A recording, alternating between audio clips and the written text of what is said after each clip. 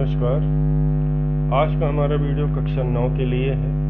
कक्षा 9 में हम लोग क्षितिज भाग 1 का पाठ, जिसके लेखक पाठ का नाम बता देता हूँ, प्रेमचंद के फटे जूते। इसके लेखक हरशंकर परसाई जी।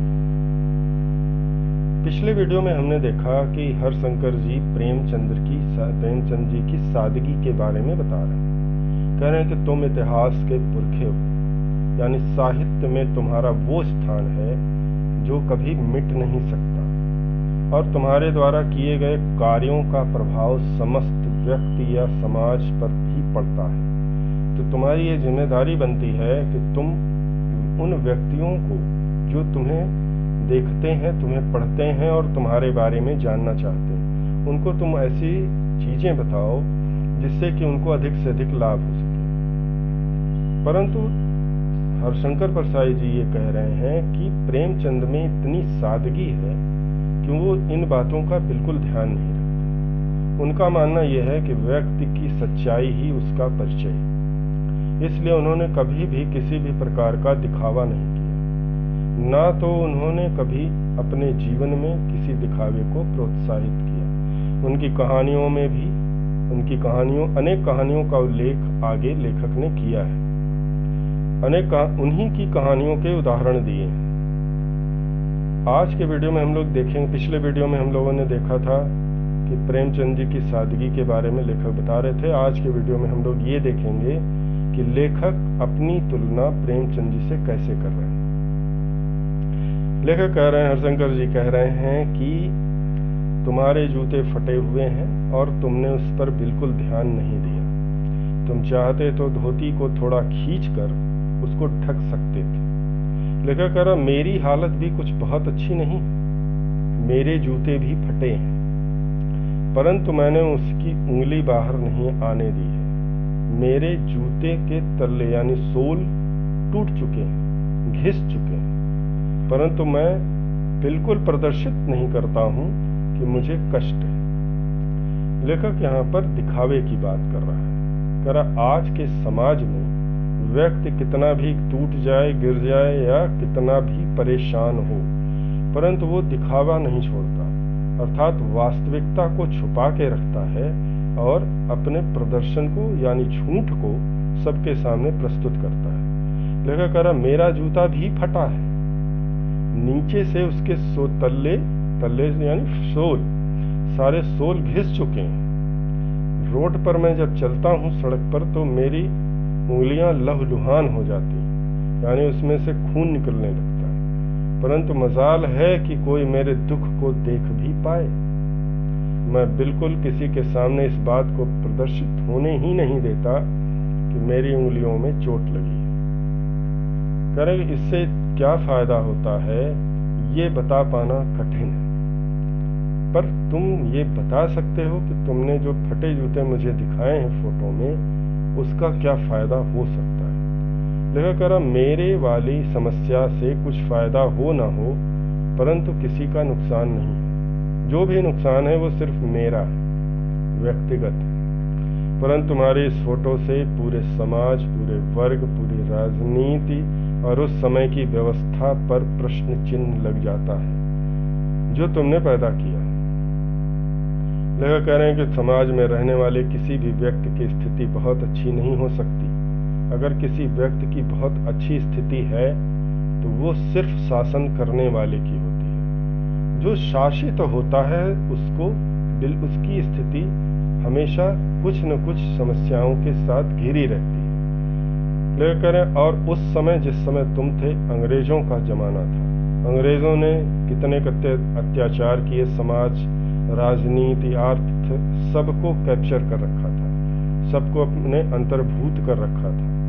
किसी भी क्षेत्र में भारतीयों को किसी भी प्रकार की स्वतंत्रता नहीं थी, परंतु हमारी हमारी जो व्यक्तिगत सोच थी उस पर किसी का कोई अधिकार नहीं था। जब हमारी सोच पर किसी का कोई अधिकार नहीं था, हमारे विचारों पर किसी का कोई अधिकार नहीं था, उस बात का फायदा आपने अपनी कहानियों और उपन्यास में बड़ी सजगता से जाहिर किया। परंतु आपने अपने परिवेश को छुपाने या उसके दुर्गुणों को छुपाने का या बचाने का जरा सा भी प्रयास नहीं किया। लेखक इसलिए प्रेमचंद जी के ऊपर प्रश्न चिन्ह लगाते हैं, उनकी तस्वीर का व्यंग करते हैं और साथ ही साथ आपको प्रेमचंद जी के समय की सामाजिक आर्थिक राजनीति पर प्रकाश डालते हैं और अप्रत्यक्ष रूप से अपने समय की तुलना उनके समय से कर रहे हैं, जिसको हम लोग धीरे धीरे आगे बढ़ते हुए देखेंगे। चलिए हम लोग देखते हैं। लेखक कह रहे हैं कि मेरा जूता भी कोई अच्छा नहीं है। लेखक का कहना है कि प्रेमचंद जी से कह रहे हैं, फोटो को देख करके लेखक कह रहे हैं कि आपने फटे हुए जूते में फोटो खिंचवा ली और आप युग सम्राट कहे जाते हैं, यानी साहित्य के प्रवर्तक, युग सम्राट, उपन्यास सम्राट, एक महान कथाकार, न जाने किस किस उपाधियों से आपको नवाजा गया है, परंतु आपने फटे जूते पहन करके फोटो खिंचा ली, जो किसी भी प्रकार से आपके आने वाली पीढ़ी यानी इतिहास के लिए उचित नहीं है। लेखक अपनी हालत के बारे में बताते हुए कहते हैं कि मेरा जूता भी कोई अच्छा नहीं है, अर्थात मेरा जूता भी फटा हुआ है। लेखक का कहना है, परंतु वो ऊपर से अच्छा दिखता है, परंतु मैंने उसे ऊपर से अच्छा दिखने दिया है। मेरा जूता भी फटा हुआ है। मैं आपको ये बता दूं कि मेरा जूता अच्छा नहीं है, मेरा जूता भी फटा हुआ है, परंतु ऊपर से वो अच्छा दिखता है, अंगुली बाहर नहीं निकलती। लेखक कह रहे हैं, मेरी उंगली जूते के बाहर नहीं आती, पर अंगूठे के नीचे का तला फट गया है। परंतु अंगूठे के नीचे का जो सोल है, तला का मतलब होता है सोल, जूते का सोल, करें अंगूठे के नीचे का जो सोल है वो फट चुका है, अंगूठा जमीन से घिसता है। हालत इतनी बुरी है मेरी कि मुझे अंगूठे को जमीन से घिसना पड़ता है, अर्थात जूते के नीचे का तला फटा हुआ है तो मुझे अंगूठे को घिसते हुए चलना पड़ता है। यद्यपि मैं ऊपर से जूता पहने हुए दिखता हूँ, परंतु अंदर से मैं पूरी तरह से बगैर जूते के चलता हूँ। लेखक कहना चाहते हैं, अंगूठा जमीन से घिसता है और पैनी मिट्टी पर कभी रगड़ खाकर लहूलुहान भी हो जाता है। पैनी यानी खराब मिट्टी, कंकड़ पत्थर वाली मिट्टियों में जब मेरा पैर पड़ता है तो आपस में रगड़ खा करके ये लहूलुहान यानी इसमें भयानक चोट भी लग जाती है। पूरा तला गिर जाए, पूरा पंजा छिल जाए, मगर अंगुली बाहर नहीं दिखेगी। लेखक कहते हैं कि मैं सब कुछ कुर्बान कर दूंगा, भले मेरे पास कुछ भी न बचे, परंतु मैं अपनी बुराइयों को कभी सामने नहीं रखूंगा, मैं सबको छुपा के रखूंगा। लेखक कह रहे हैं, मेरे जूते का तला पूरी तरह से गिर जाए, यानी केवल ऊपर का कब्र ही रह जाए, भले मेरा पूरा पंजा छिल करके लहूलुहान हो जाए, परंतु मेरी उंगली बाहर नहीं दिखेगी। मैं ऊपर से बिल्कुल आपको पता ही नहीं चलने दूंगा कि मुझे क्या कष्ट है, पर पंजा नीचे घिस रहा है। लेखक कह रहे हैं, इतना सब कुछ होते हुए भी मेरा जो पंजा है वो नीचे भयानक रूप से घिस रहा है। तुम पर्दे का महत्व ही नहीं जानते, हम पर्दे पर कुर्बान हो रहे हैं। लेखक कह रहे हैं कि तुमको पर्दे का यानी दिखावे का कोई मतलब ही नहीं है, तुम पर्दे का महत्व नहीं जानते और यहाँ पर पर्दे पर ही हम अपना जीवन कुर्बान किए हुए हैं।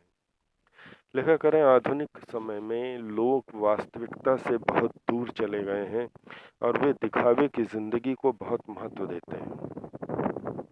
लेखक इस लाइन में ये समझाना चाहते हैं कि पुराने समय में व्यक्ति जैसा होता था वैसा दिखता था, यानी उसके दुख, दर्द, सुख सब कुछ प्रदर्शित होते थे, हमें दिखाई देते थे, परंतु आज व्यक्तियों ने, आज समाज ने एक आवरण ओढ़ रखा है, यानी एक चेहरे के पीछे कई चेहरे छुपा रखे हैं और सामने जो चेहरा दिखता है वो हमें भुलावा देता है। ठीक उसी प्रकार मैं भी अपने सामने वाले चेहरे को साफ सुथरा और अच्छा रखता हूँ, परंतु मेरे अंदर कितना कष्ट है मैं ये कभी किसी को नहीं बताऊंगा, क्योंकि मैं पर्दे को बहुत महत्व देता हूँ। लेखक कहने, तुम फटा जूता बड़े ठाट से पहनो। ठाट से मतलब बड़े सम्मान के साथ। लेखक कह रहे हैं बड़े सम्मान के साथ तुमने फटा हुआ जूता पहना है, तुम्हें जरा सा भी दर्द या दुख नहीं है, परंतु मैं ऐसा नहीं पहन सकता। लेखक कह रहे हैं कितना भी हो जाए, परंतु मैं इस तरह से जूतों को नहीं पहन सकता। मैं जूते को जिस तरह तुम्हारा जूता है, मैं उस तरह का जूता नहीं पहन सकता। भले मेरे कितना भी नुकसान मुझे हो, कितना भी मैं परेशान हूँ, परंतु मैं ऐसा नहीं कर सकता। फोटो तो जिंदगी भर इस तरह नहीं खिंचाऊंगा। लेखक कह रहा है फोटो जो हमारा इतिहास होता है, हमारे अतीत के सपने होते हैं, उसको तो मैं जिंदगी में कभी न खिंचवाऊं। चाहे कोई जीवनी बिना फोटो के ही छाप दे। लेखक कह रहे मेरी जीवनी छापने के लिए भी अगर वो कोई फोटो मांगता है तो मैं इस तरह की फोटो कभी नहीं खिंचवाऊंगा, भले ही मेरी जीवनी बिना मेरे फोटो के ही क्यों न छप जाए। तुम्हारी यह व्यंग मुस्कान मेरे हौसले पस्त कर देती है। पस्त कर देती है मतलब पराजित कर देती है। लेखक कह रहे हैं तुम्हारी ये जो व्यंग मुस्कान, यानी इतना सब होने के बाद भी तुम्हारे चेहरे पर ये जो मुस्कान है, ये किसी भी प्रकार से मुझे भली नहीं लग रही है। ये मुझे बहुत परेशान करती है, मुझे हरा देती है, मुझे परास्त कर देती है। क्या मतलब है इसका? लेखक कह रहा मैं समझ नहीं पा रहा हूँ कि तुम्हारी इस मुस्कान का अर्थ क्या है। कौन सी मुस्कान है? लेखक कह रहा आखिर तुमने यह कौन सी मुस्कान फैला रखी है? क्या होरी का गोदान हो गया? लेखक बहुत बड़ा प्रश्न कर रहा है और कह रहा क्या होरी का गोदान हो गया? प्रेमचंद जी का अंतिम उपन्यास था गोदान। गोदान में प्रेमचंद जी ने एक ऐसे जीवन को प्रदर्शित किया है जो कर्ज में डूबा हुआ है। मैं इसकी स्टोरी आपको संक्षेप में बताऊंगा, तभी आप समझ पाएंगे। गोदान नाम का उपन्यास है प्रेमचंद जी का, जिसका मुख्य कलाकार होरी है। होरी जो मुखिया और गांव के सम्मानित व्यक्ति होते हैं उनके साथ उठता बैठता है, यानी उनके यहाँ आता जाता है, जिसकी वजह से अपनी बिरादरी में उसका बहुत सम्मान है। यद्यपि उसके पास बहुत कुछ नहीं है, उसके पास बहुत कम खेत है, और धीरे धीरे वो खेत भी उसका क्या होता है, कर्ज लेने के कारण बंधक हो जाता है। कह साहूकार जो होता है उस खेत को भी बंधक कर लेता है। उसका एक लड़का रहता है जिसका नाम होता है गोबर। वो उसका साथ छोड़कर शहर चला जाता है और शहर में वहीं रहने लगता है। उसकी अच्छी कमाई शुरू हो जाती है। फिर वो एक दिन घर आता है। घर आता है तो देखता है पिता और उसके घर माता की हालत बहुत खराब है। वो उनको पैसे देता है और बोलता है कि मैं जा कर के व्यवस्था करूंगा तुम्हारी। जब वो शहर जाता है तो ये देखता है कि जहाँ पर उसका बिजनेस चलता रहता है वो जगह भी समाप्त हो चुकी है, उसे किसी और ने ले लिया है और वो उसकी जगह पर लगाने लगा है। बहुत कहने के बाद भी वो हटता नहीं है।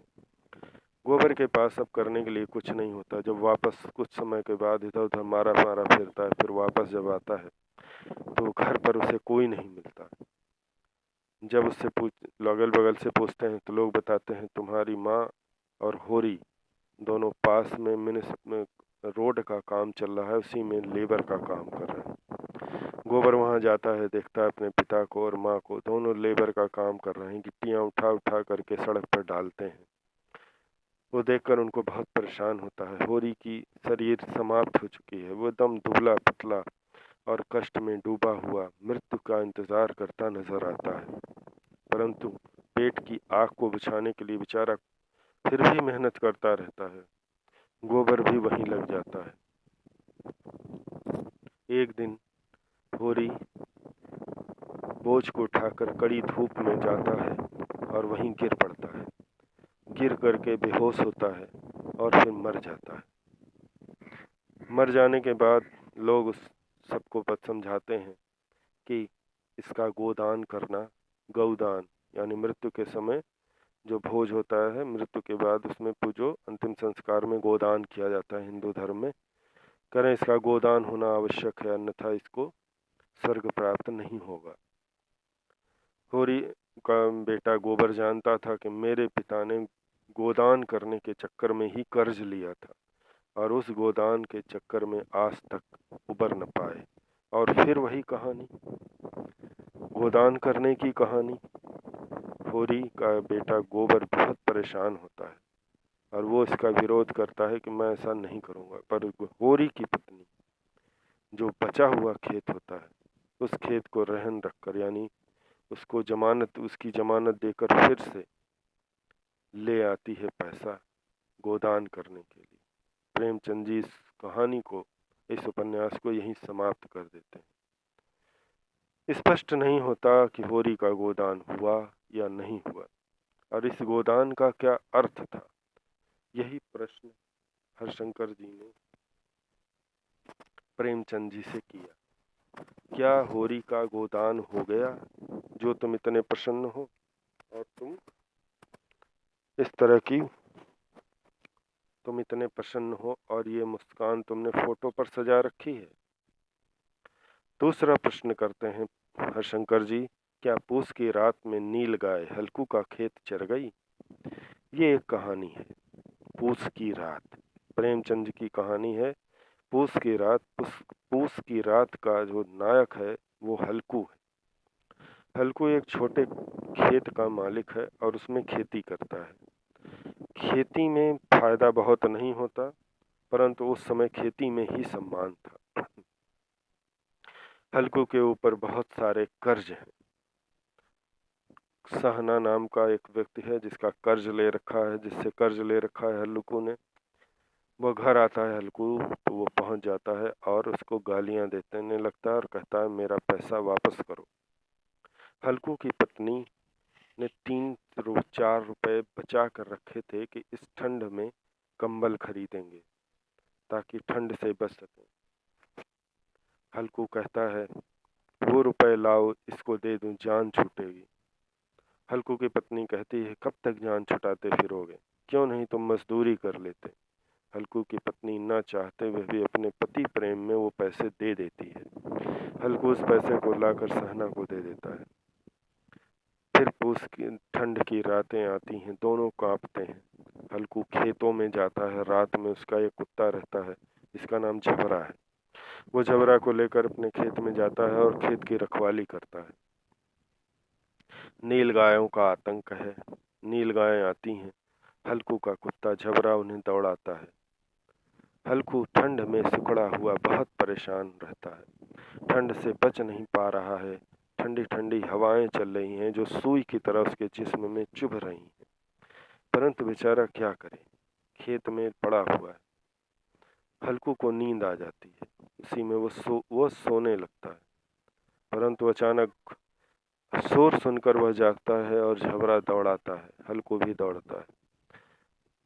दोनों परेशान होते हैं और बाग की तरफ आते हैं। बाग में आकर देखते हैं बहुत सारे पत्तियां हैं। हल्कू उस बहुत सारे पत्तियों को इकट्ठा करके एक ढेर सा बनाता है और उसमें आग लगा देता है। आग लगाने से उसकी जो तपन आती है उससे ठंड दूर भाग जाती है और दोनों सो जाते हैं। सुबह होती है तो हल्कू की पत्नी आती है, कहती है अब तुम यहाँ सोए पड़े हो और पूरा खेत समाप्त हो चुका है। हल्कू जानता था अब कुछ उपाय नहीं है, खेती से कुछ नहीं हो सकता। उसने कहा आज से मैं लेबर हूँ, आज से मैं मजदूर हूँ, मैं मजदूरी करूँगा और चार पैसे कमा करके आराम से खाऊंगा, खेत में कुछ नहीं हो सकता। और वह फिर से मजदूर बन जाता है। मजदूर बनने के बाद क्या होता है, वहीं पर कहानी खत्म हो जाती है। लेखक प्रेमचंद जी से पूछ रहे हैं क्या हल्कू का खेत नील गाय चर गई जो तुम इतने प्रसन्न हो गए? कह रहे क्या सुजान भगत का लड़का मर गया क्योंकि डॉक्टर क्लब छोड़कर नहीं आ सकते थे? ये एक तीसरी कहानी जिसका हवाला लेखक दे रहे हैं। सुजान भगत नाम का एक आदमी होता है जो सांप के जहर को झाड़ता था, यानी सांप के जहर को मंत्रों के द्वारा उसका असर समाप्त करता था। एक दिन उसके लड़के को भयानक सांप काट लेता है और उसके मंत्र का भी इस पर कोई असर नहीं होता। तो वह पास के डॉक्टर के पास जाता है। डॉक्टर के पास जाता है तो डॉक्टर साहब उस समय क्लब जाने वाले रहते हैं। वो उसको मना कर देते हैं। सुजान भगत अपनी पगड़ी उतार के उनके चरणों में रख देता है कि आज ये मेरा एक ही बेटा है, यही मेरे बुढ़ापे का सहारा है। बहुत गिड़गिड़ाता उनके पैरों में अपनी नाक रगड़ देता है, पर डॉक्टर साहब क्लब छोड़कर नहीं आना चाहते और उसको भगा देते हैं और क्लब चले जाते हैं। कुछ समय गुजरता है। एक दिन डॉक्टर साहब के लड़के को सांप काट लेता है। डॉक्टर साहब के लड़के को जब सांप काट लेता है तो वो बहुत इलाज करते हैं, डॉक्टर होकर के भी अपने लड़के को नहीं बचा पाते। तब उनको लोग बताते हैं कि सुजान भगत नाम का एक आदमी है जो सांप के जहर को क्षण में उतार देता है। सुजान भगत के बारे में उनको ध्यान आता है, परंतु फिर भी पिता के पुत्र के मोह में डॉक्टर साहब सुजान भगत की कुटिया में जाते हैं, झोपड़ी में जाते हैं और कहते हैं, उससे आग्रह करते हैं, ठीक उसी प्रकार जैसे सुजान भगत ने डॉक्टर से की थी। सुजान भगत मना कर देता है, कहता जाओ, पुत्र वियोग में तड़पो जैसे मैं तड़पा हूँ। डॉक्टर साहब का भी इकलौता बेटा होता है। फिर पता नहीं क्या सुजान भगत को मन में आता है और वो डॉक्टर साहब के पास जाता है और उनके बच्चे को ठीक कर देता है। डॉक्टर साहब उस दिन से प्रण करते हैं कि आज के बाद मैं किसी भी व्यक्ति को छोड़ करके क्लब या कहीं और नहीं जाऊंगा, सबसे पहले उसका इलाज करूंगा फिर कहीं जाऊंगा। और उसी दिन से वो लोगों का मुफ्त में इलाज करना शुरू कर देते हैं। प्रेमचंद जी से हरशंकर जी पूछ रहे हैं कि सुजान भगत का लड़का मर गया, क्या डॉक्टर क्लब छोड़कर नहीं आ सकते? ये प्रश्न कर रहे हैं। इसके बाद इसके इसके आगे की स्टोरी हम लोग अगले वीडियो में देखेंगे।